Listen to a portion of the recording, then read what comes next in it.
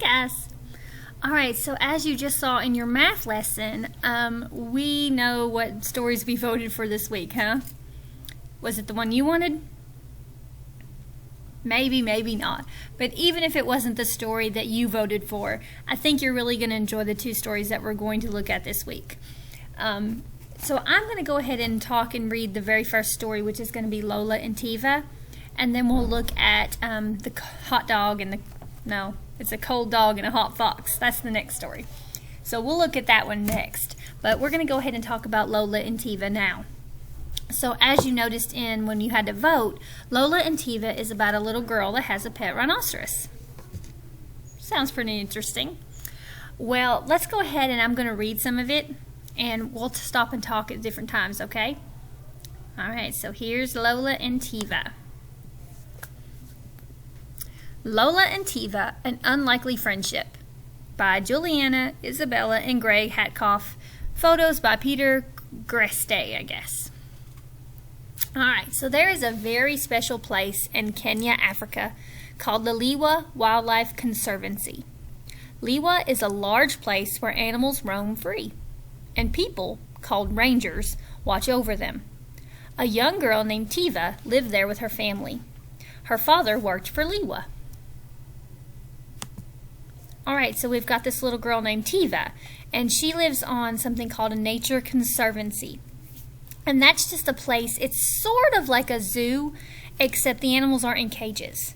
They just get to roam free, but they still have people called rangers instead of zookeepers. They're called rangers, and they are still taking care of the animals and making sure they're safe. But the animals are not in cages. Okay? And Tiva lives there with her dad because that's what her dad's job is. He's a ranger, so he kind of takes care of the animals. And where was this place at? Yeah, it's in Africa, so very far away. Alright, let's get back to our story.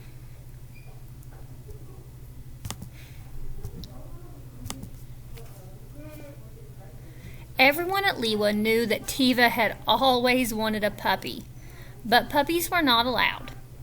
Instead, the people at Liwa found Tiva a different kind of friend, a young black rhino named Lola. Lola seemed to work just as well as a puppy for Tiva. Lola and Tiva became the best of friends, and this is their true story. And yeah, there's Tiva, and there's Lola. Lola was born at Liwa to a mother that was blind. So if her mom's blind, that means she can't see. For a couple of days, Lola drank her mother's milk for food and stayed close by. But when she was strong enough to walk, Lola wandered off to another area of Liwa. Her mother could not see Lola walking away. Without her mother to feed her and protect her, Lola was in danger.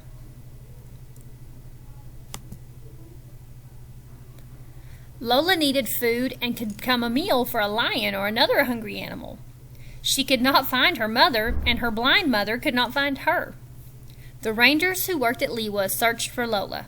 When they found her, they brought her to a safe place in Liwa that was near Tiva's house. There, Lola would be out of danger. Tiva was excited when Lola arrived. She wanted to take care of Lola. You'd be excited too, right? If there was a rhinoceros that showed up close to your house, wouldn't you want to take care of it? Me too. Like any baby, Lola needed many things. Most of all, Lola was hungry and needed milk. Tiva learned to feed Lola. Lola drank a bottle 5 times a day, and each time she drank over a gallon. And yeah, a gallon's like a gallon of milk. Lola drank one of those 5 times a day. Yeah. Tiva loved Lola. Lola was a lot like a big puppy. She tried to climb things, and she licked things, and she smelled things. And look, it even says she begged at the dinner table just like a dog. Look at her there. Like most pets, Lola never posed when Tiva tried to take pictures. She wanted to nap. But Lola did like for Tiva to pet her between the ears. Of course, rhinos are not really like dogs. They don't eat dog food. When Lola was about 5 months old, she started to eat like a real rhino. She ate shrubs, twigs, and leaves. Her upper lip is shaped like a hook, and it can grab onto food. Lola could wrap her hook around sticks and leaves, but she still loved to drink her milk too. Rhinos in the wild are usually shy. They often run away if they see or smell people. Lola was too young to be afraid of people. Tiva and the Rangers became her family. A baby rhino is called a calf, just like a cow. A calf usually stays with its mother for 2 years. The mother watches over her calf. Lola needed someone to look after her. Tiva became Lola's special friend. Kind of like her mom, Tiva was taking care of her. Like a pet, Lola needed special care. Tiva helped pick bugs off Lola's body. The bugs could make Lola sick. In the wild, the birds eat the bugs off of rhino's skin. But birds would not do that for Lola. There were too many people around.